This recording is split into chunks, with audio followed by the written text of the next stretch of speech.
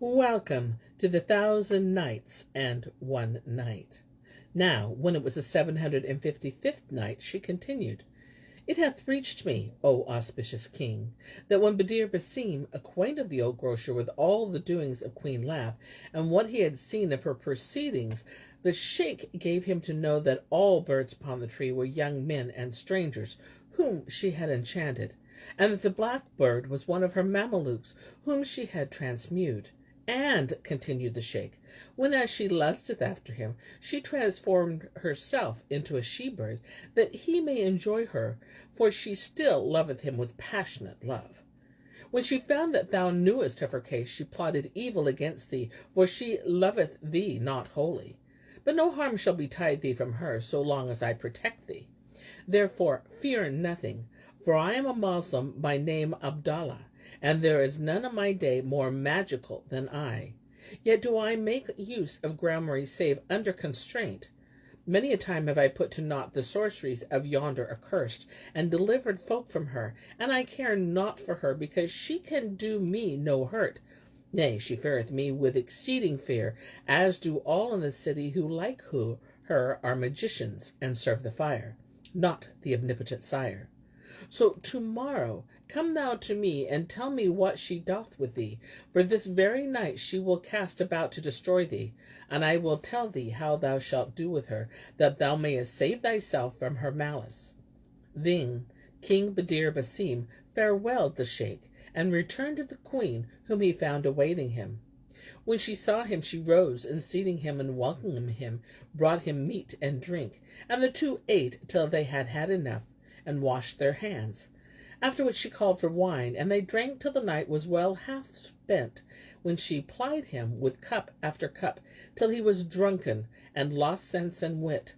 When she saw him thus, she said to him, I conjure thee by Allah, and by whatso thou worshipest, if I ask thee a question, wilt thou inform me rightly, and answer me truly? And he, being drunk, answered, Yes, O my lady. Quoth she, O my lord and light of mine eyes, when thou awokest last night and foundest me not, thou soughtest me till thou saw me in the garden under the guise of a white she-bird, and also thou sawest the blackbird leap on me and tread me. Now I will tell the truth of this matter. The blackbird was one of my Mamelukes, whom I loved with exceeding love.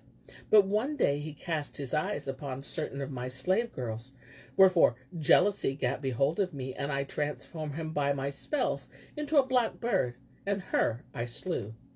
But now I cannot endure without him a single hour, so whenever I lust after him, I change myself into a she-bird and go to him, that he may leap me and enjoy me, and even as thou hast seen. Art thou now therefore incensed against me because of this? Albeit by the virtue of fire and light, shade and heat, I love thee more than ever, and have made thee my portion of the world. He answered, being drunken, Thy conjecture of the cause of my rage is correct, and it had no reason other than this. With this she embraced him, and kissed him, and made great show of love to him. Then she lay down to sleep, and he by her side. Presently about midnight she rose from the carpet bed, and King Badr Basim was awake, but he feigned sleep, and watched steadily to see what she would do. She took out of a red bag something red, which she planted middlemost the chamber, and it became a stream running like the sea. After which she took a handful of barley, and strewing it on the ground, watered it with water from the river, whereupon it became wheat in the ear, and she gathered it and ground it into flour. Then she set it aside, and returning to bed, lay down by Badr Basim till morning, when he arose and washed his face, and asked for leave to visit the sheikh his uncle. She gave him permission, and he repaired to Abdallah and told him what had passed. The old man laughed and said, By Allah, this miscreant witch plotteth mischief against thee, but reck thou not of her. Then he gave him a pound of parched corn, and said to him, Take this with thee, and know that when thou seest it, she will ask thee, What is this, and what wilt thou do with it? Do thou answer, Abundance of good things is good, and eat of it. Then will she bring forth to thee parched grain of her own, and say to thee, Eat of this, Sawik, and do thou feign to her that thou eatest thereof. But eat of this instead, and beware and have a care lest thou eat of hers, even a grain. For an thou eat so much as a grain thereof, her spells will have power over thee, and she will enchant thee, and say to thee, Leave this form of a man. Whereupon thou wilt quit thine own shape for what shape she will. But an thou eat not thereof, her enchantments will be null and void, and no harm will betide thee therefrom. Whereat she will be shamed with shame exceeding, and say to thee, I did but jest with thee. Then will she make a show of love and fondness to thee, but this will be all hypocrisy in her, and craft. And do thou also make a show of love to her, and say to her, O my lady and light of mine eyes, eat of this parched barley, and see how delicious it is. And she eat thereof, though it be but a grain. Take water in thy hand, and throw it in her face, saying, Quit this human form, for what form soever thou wilt have that her take. Then leave her, and come to me, and I will counsel thee what to do. So Badr Basim took leave of him, and returning to the palace, went into the queen, who said to him, Welcome and welcome, and good cheer to thee. And she rose and kissed him, saying, Thou hast tarried long from me, O my lord. He replied, I have been with my uncle, and he gave me to eat of this sawik. Quoth she, We have better than that. Then she laid his parched sawik in one plate, and hers in another, and said to him, Eat of this, for 'tis better than thine. So he feigned to eat of it, and when she thought he had done so, she took water in her hand, and sprinkled him thereon, saying, Quit this form, O thou gallows bird, thou miserable, and take that of a mule, one-eyed and foul of favour. But he changed not.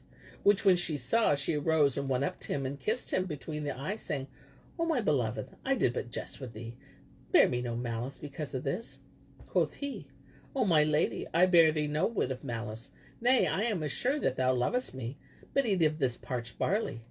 So she ate a mouthful of Abdallah's sawik, but no sooner had it settled in her stomach than she was convulsed, and King Badr Basim took the water in his palm and threw it in her face, saying, Quit this human form, and take that of a dapple mule. No sooner had he spoken these words than he found herself changed into a she-mule, whereupon the tears rolled down her cheeks, and she fell to rubbing her muzzle against his feet. Then he would have bridled her, but she would not take the bit. So he left her, and going to the grocer, told him what had passed. Abdallah brought out for him a bridle, and bade him to rein her forthwith. So he took it to the palace, and when she saw him, she came up to him, and he set the bit in her mouth, and mounting her, rode forth to find the sheikh. But when the old man saw her, he rose and said to her, Almighty Allah confront thee, O accursed woman. Then quoth he to Badr, O my son, there is no more tarrying for thee in this city, so ride her, and fare with her whither thou wilt, and beware lest thou commit the bridle to any. King Badr thanked him, and farewelling him, fared on 3 days without ceasing, till he drew near another city, and there met him an old grey-headed man, and comely, who said to him, Whence comest thou, O my son? Badr replied, From the city of the witch. And the old man said, Thou art my guest tonight. He consented, and went in with him. But by the way, behold, they met an old woman, who wept when she saw the mule, and said, There is no God but thee, God. Verily this mule resembleth my son's she-mule, which is dead, and my heart acheth for her. So Allah upon thee, O my lord, do thou sell her to me. He replied, By Allah, O my mother, I cannot sell her. But she cried, Allah upon thee, do not refuse my request, for my son will surely be a dead man, except I buy him this mule.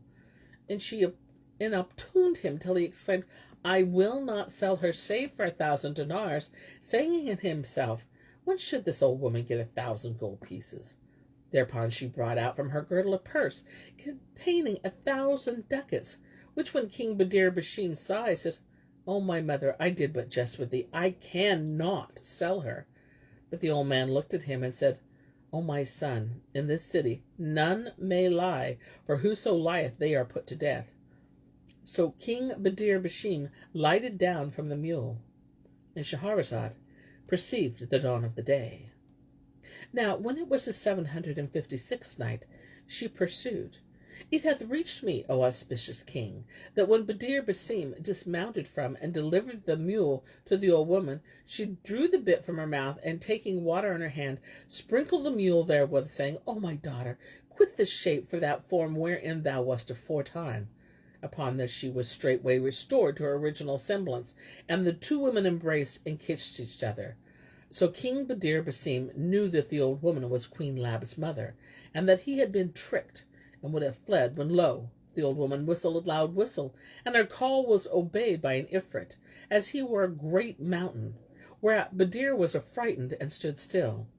Then the old woman mounted on the Ifrit's back, taking her daughter behind her, and King Badr Basim before her, and the Ifrit flew off with them.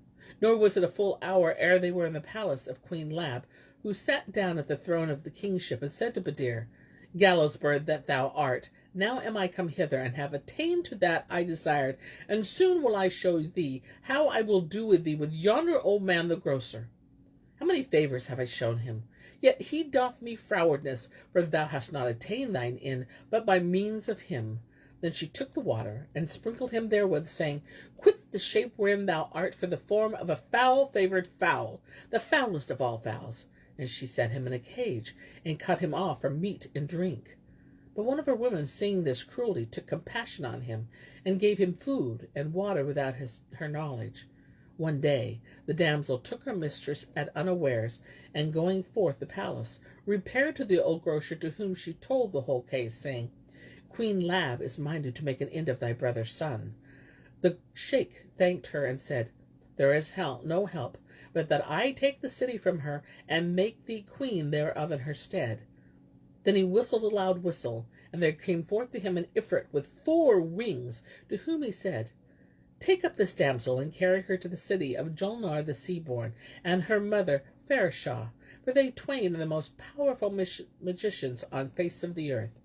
And he said to the damsel, When thou comest thither, tell them that King Badr Basim is Queen Lab's captive. Then the Ifrit took up his load, and flying off with her in a little while, set her down upon the terrace roof of Queen Julnar's palace. So she descended, and going into the queen, kissed the earth, and told her what had passed to her son first and last. Whereupon Julnar rose to her, and entreated her with honour, and thanked her. Then she let beat the drums in the city, and acquainted her lieges and the lords of her realm with the good news that King Badr Basim was found. After which she and her mother Farashah and her brother Salah assembled all the tribes of the jinn and the troops of the main, for the kings of the jinn obeyed them since taking of King Al-Samadal. Presently they all flew up into the air, and lightning down on the city of the sorceress, sacked the town and the palace, and slew all the unbelievers therein in the twinkling of an eye. Then said Julnar to the damsel, Where is my son? And the slave girl brought her the cage, and signing to the bird wherein, cried, This is thy son. So Julnar took him forth of the cage, and sprinkled him with water, saying, Quit this shape for the form wherein thou wast aforetime. Nor had she made an end of her speech ere he shook and became a man as before. Whereupon his mother, seeing him restored to human shape, embraced him, and he wept with sore weeping. And likewise did his uncle Salah, and his grandmother, and the daughters of his uncle fell to kissing his hands and feet. Then Julnar sent for the sheikh Abdallah, and thanking him for his kind dealing with her son, married him to the damsel, whom he had dispatched to her with news of him, and made him king of the city. Moreover, she summoned those who survived of the citizens, and they were Moslems, and made them swear fealty to him, and take the oath of loyalty, whereto they replied, Hearkening and obedience. Then she and her company farewelled him, and returned to their own capitals. The townsfolk came out to meet them, with drums beating, and decorated the place 3 days, and held high festival of the greatness of their joy for the return of their king Badr Basim. After this, Badr said to his mother, O my mother, naught remains but that I marry, and we all be united. She replied, Right is thy rede, O my son, but wait till we ask who befitteth thee among the daughters of the kings. And his grandmother Farashah and the daughters of both his uncles said, O Badr Basim, we will help thee to win thy wish forthright. Then each of them arose and fared forth questing in the lands, whilst Julnar sent out her waiting women on the necks of Ifrits, bidding them leave not a city nor a king's palace without noting all the handsome girls that were therein. But when King Badr Basim saw the trouble they were taking in this matter, he said to Julnar, "O my mother, leave this thing, for none will content me save Jarara, daughter of King Al-Samadal, for that she is indeed a jewel, according to her name." Replied Julnar, "I know that which thou seekest," and bade forthright bring Al-Samadal the king. As soon as he was present, she sent for Badr Basim and acquainted him with the king's coming, whereupon he went in to him. Now, when Al-Samadal was aware of his presence, he rose to him and saluted him and bade him welcome. And King Badr Basim demanded of him his daughter Jahara in marriage.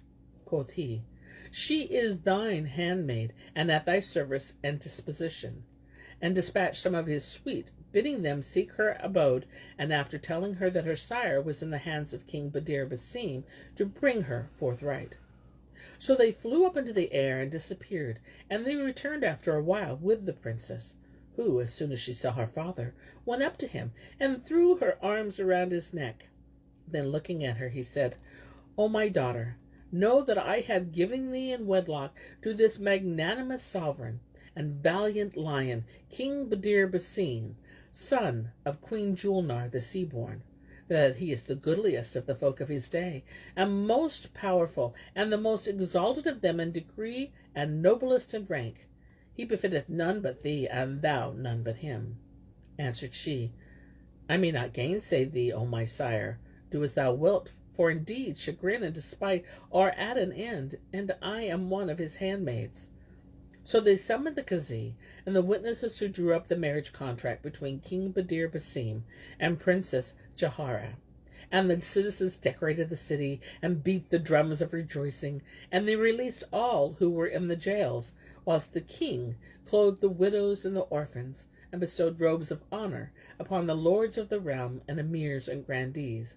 And they made bride feasts and held high festivals night and morn 10 days, at the end of which time they displayed the bride in 9 different dresses before King Badr Basim, who bestowed an honorable robe upon King Al-Samadal, and sent him back to his country and people and kinsfolk. And they ceased not from living the most delectable of lives and the most solaceful of days, eating and drinking and enjoying every luxury, till there came to them the destroyer of delights and the sunderer of societies. And this is the end of their story, and may Allah have mercy on them all. Moreover, O auspicious king, a tale is also told anent of King Mohammed bin Sabaik and the merchant Hassan. There was once, in days of yore and ages and times long ago, before a king of the kings of the Persians by name Mohammed bin Sabaik, who ruled over Khorasan land and used every year to go on to razzia into the countries of the miscreants in Hind and Sind and China and the lands of Marwana, beyond the Oxus and other regions of the barbarians, and what else. He was a just king, and a valiant and a generous, and loved table talk, and tales and verses and anecdotes, and histories and entertaining stories, and legends of ancients. Whoso knew a rare recital and related it to him in such fashion as to please him, he would bestow upon him a sumptuous robe of honor, and clothe him from head to foot, and give him 1,000 dinars, and mount him on a horse saddled and bridled beside other great gifts. And the man would take all this and went his way. Now it chanced that one day there came an old man before him, and related to him a rare story, which pleased the king and made him marvel. So he ordered him a magnificent present, amongst other things, 1,000 dinars of Khorasan, and a horse with its housings and trappings. After this, the bruit of the king's munificence was blazed abroad in all countries, and there heard of him a man, Hassan, the merchant hight, who was generous, open-handed, and learned, a scholar, and an accomplished poet.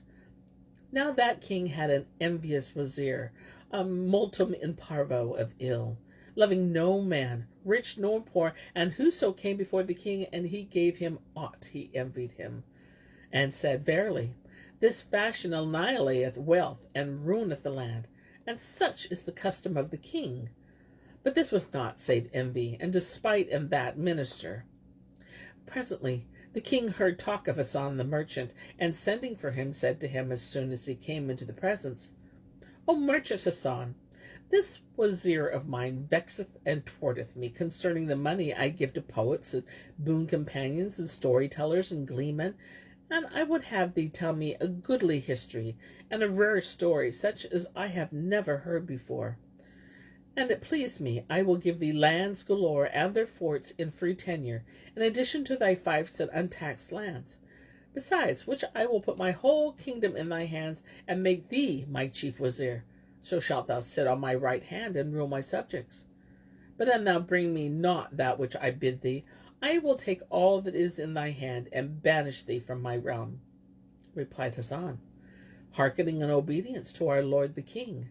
But thy slave beseecheth thee to have patience with him a year. Then will he tell thee a tale such as thou hast never heard in thy life. Neither hath other heard than thou, not to say a better than that. Quoth the king, I grant thee a whole year's delay. And he called for a costly robe of honor, which he robed Hassan, saying, Keep thy house, and mount not horse, neither go nor come for a year's time, till thou bring me that which I seek of thee. And thou bring it, especial favor awaiteth thee, and thou mayest count upon it that which I have promised thee. But an thou bring it not, thou wilt lose everything. And Shahrazad perceived the dawn of the day, and ceased to say her permitted say. And so do I cease my telling of this tale for today, till it be morrow.